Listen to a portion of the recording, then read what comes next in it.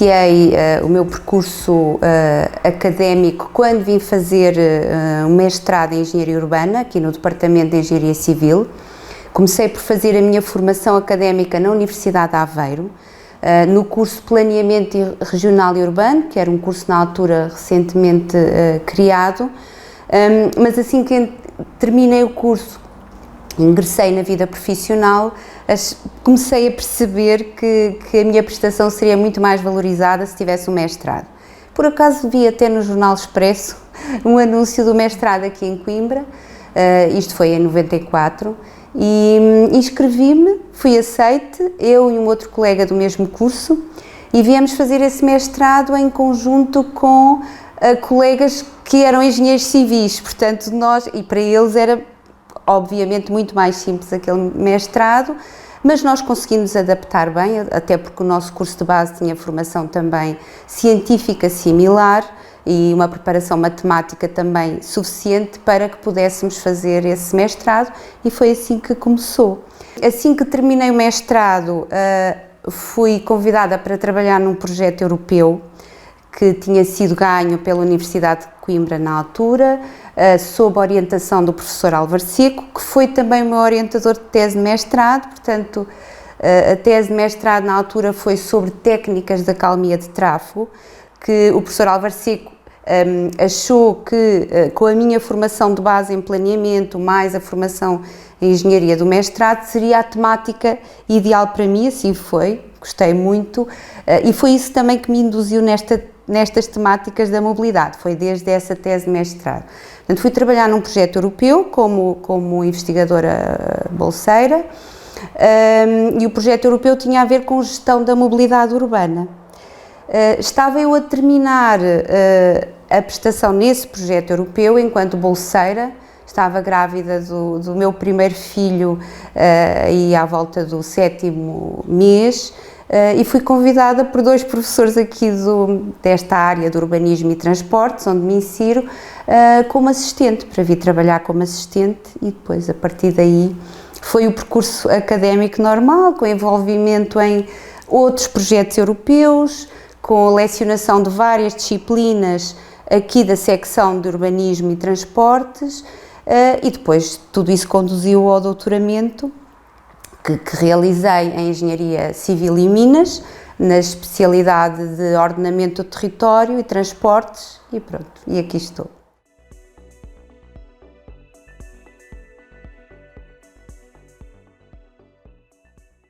Eu sempre me interessei pelo funcionamento das cidades e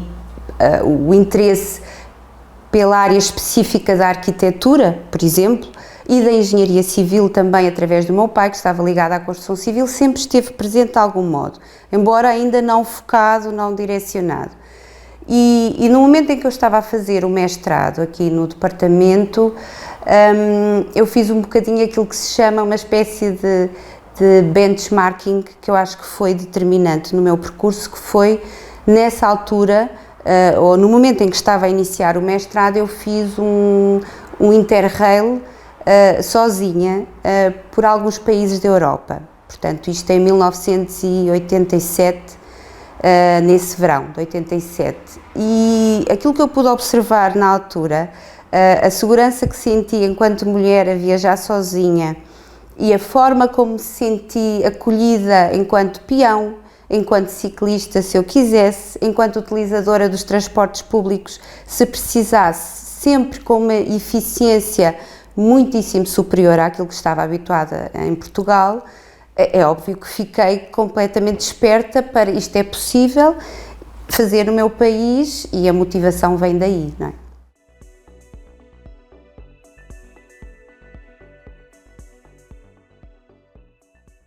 Enquanto investigadores e docentes devemos reconhecê-lo, antes de mais, que quem reflete estas questões acaba por ser sempre uma minoria, não é? Que é quem investiga na área. A maior parte das pessoas não o faz e muitas vezes não tem toda a informação de que necessita para tomar as melhores decisões. Nós, antes de mais, devemos ter consciência disso. Ao mesmo tempo que devemos ter consciência que as pessoas, na sua vida diária, com as necessidades que têm de deslocação e com as cidades que têm, precisam de utilizar aquilo que está ao seu dispor, que na maior parte dos casos e na maior parte das cidades é ainda, de Portugal, o carro.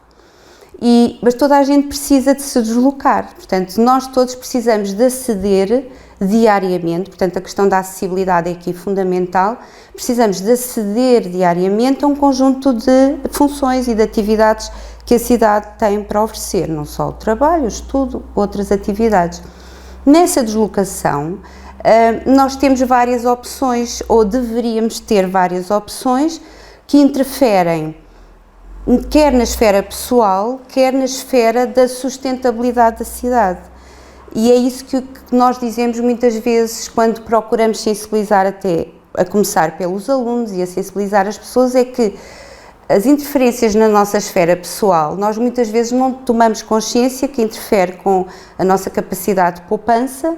com a nossa saúde, não é? E isso é importante termos consciência que a nossa mobilidade vai determinar estes outros fatores também, que são da esfera pessoal, para além de que tem obviamente um impacto, todos nós vamos ouvindo falar cada vez mais, nas condições associadas ao clima,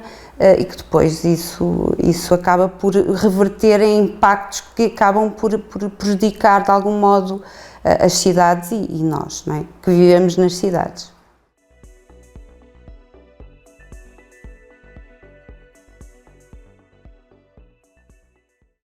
As maiores recompensas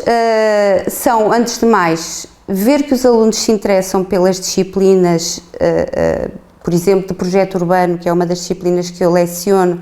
e ver a boa prestação que grande parte desses alunos têm se interessam pela disciplina. Isso é muito gratificante, porque aquilo que nós dizemos nas aulas pode ser determinante na opinião e na mudança de atitude de um determinado indivíduo no futuro. Portanto, isso é extremamente gratificante e esse feedback os alunos também me vão dando e isso é muito bom, não é? Deixa uma pessoa feliz, que é mesmo o termo. Para além disso, ver alunos a terminar teses de mestrado, ver alunos a terminar teses de doutoramento, como está a acontecer este ano, portanto, tinha vários alunos a fazer doutoramento, finalmente estão a chegar à fase de entrega das teses, é muito gratificante e, em terceiro lugar, embora não seja menos importante, aliás, em termos de qualificação até é mais importante, é conseguirmos publicar o nosso trabalho em revistas científicas e conseguirmos ser citados por isso também, portanto, serem trabalhos acolhidos em termos científicos pelos nossos pares é extremamente gratificante, para além de, como todos nós sabemos, é fundamental na nossa carreira.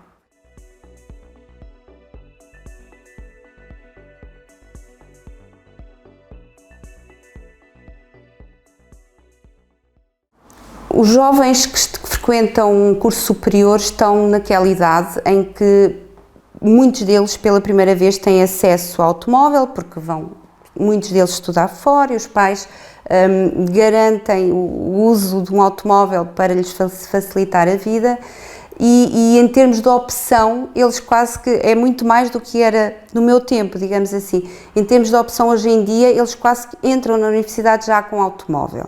e habituam-se à facilidade que o automóvel nos traz. Eu diria que não é fácil, muitas vezes, mudar a mentalidade da generalidade dos estudantes.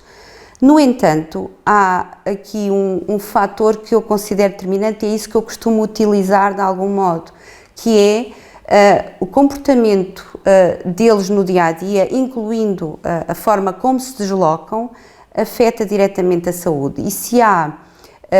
há viagens em que é incontornável o uso do automóvel, sobretudo em algumas zonas onde o transporte público não é tão bom, há também muitas viagens de curta distância realizadas pelos estudantes nas quais o automóvel pode ser evitado. E ao fazê-lo, eles não só estão a poupar dinheiro, como estão a ter ganhos de saúde. Eu acho que nós já começamos a ver, assim, gradualmente, começamos a ver alguns estudantes, mesmo aqui para o Polo 2, a vir de bicicleta. São poucos ainda, mas já há alguns. E eu devo dizer que costumo utilizar outro argumento, sobretudo em Coimbra. Porque o Polo 2, por exemplo, está um bocadinho isolado da cidade e, de facto, não é fácil chegar aqui a pé, ou não é tão fácil. A bicicleta é uma boa alternativa para algumas das distâncias.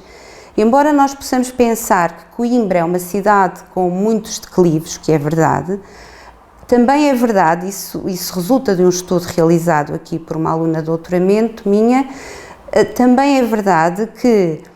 quase 70% das viagens casa-trabalho ou casa-escola que são feitas em Coimbra desenvolvem-se na zona mais baixa, portanto nunca tem um declive acima daquilo que é considerado o limiar de conforto do ciclista e são realizadas em curta distância. Logo, isso implica que a bicicleta possa ser, se tiver infraestruturas, não é? Se tiver o acolhimento necessário da parte da Câmara Municipal, pode ser uma alternativa. Isso é um outro argumento que eu utilizo, porque também é um argumento baseado em factos científicos, não é? E baseado num estudo de mobilidade aqui que foi feito em Coimbra. Muitas vezes considero que há aqui um enviesamento de percepção. As pessoas acham à partida que não é adequado, não é uma cidade adequada, mas o que é facto é que há muitas viagens que podem facilmente, sobretudo pelas pessoas mais novas, ser substituídas pela bicicleta. Os mais novos que estão aqui, também, apesar dessa dificuldade em convencê-los, também em breve vão ter famílias, não é? E é muito importante que essa aprendizagem da mobilidade sustentável e do comportamento de mobilidade comece desde tenra idade. E, portanto, ao passar-lhes essa informação, mesmo que eles já não estejam tão plásticos nem tão maleáveis a essas mudanças, pelo menos a sensibilização fica para que possam transmitir e insistir nisso junto da família e com os filhos, e isso acontece também.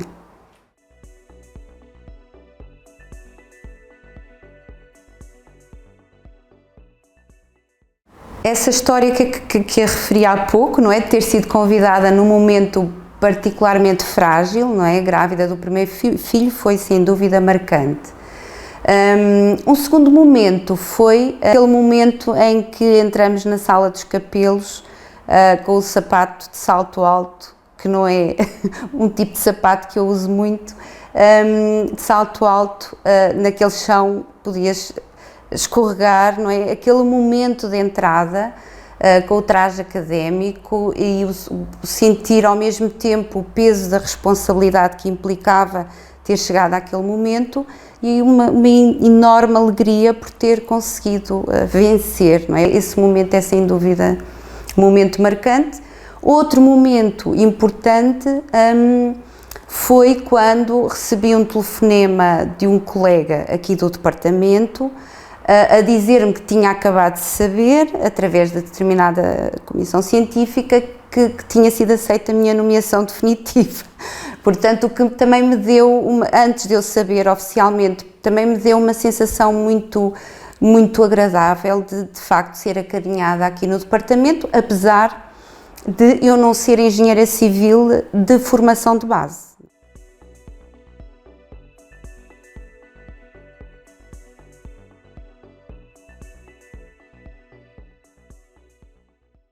Eu gostaria de partilhar uma mensagem, tal como eu costumo referir aos alunos nas aulas, pelo exemplo. Os nossos colegas, os nossos co-europeus, cidadãos co-europeus, por exemplo, os holandeses, prezam muito a utilização da bicicleta, mas o que eles colocam como mais importante nessa utilização não é uma preocupação com a questão do ambiente, embora isso esteja obviamente subjacente, essa atitude, é muito mais, isso também eu fui aprendendo ao longo destes anos, é muito mais uma preocupação pessoal com aquilo que eles conseguem poupar até no final do mês e aquilo que eles ganham em termos de saúde também ao final de um ano. E isso é algo que, se as pessoas refletissem um pouco mais, portanto, esta ligação da mobilidade à saúde, ao bem-estar e até uma certa felicidade no modo como nós vivemos a cidade, acho que isso faria com que as pessoas, de forma espontânea, normal, como eu faço, voluntária, sem fazer nenhum esforço, começasse a fazer alguma planificação das suas viagens e, se a viagem for de curta duração, e eu não tiver nada de importante a fazer a seguir, logo a seguir, ou não tiver que ir a correr buscar um filho ao infantário a seguir, então para aquela viagem posso usar a bicicleta para ir e voltar. Ou se eu no meu bairro tiver, que também é um aspecto importante, tiver todas as funções de uso diário de que necessito, posso ir a pé, não preciso pegar no carro para ir a uma grande zona comercial. Portanto, essa planificação, acho que é muito simples que ela entre na nossa vida diária, e mesmo que as nossas cidades não tenham todas as condições ideais para que a nossa mobilidade seja inteiramente sustentável, nomeadamente em termos de transporte público,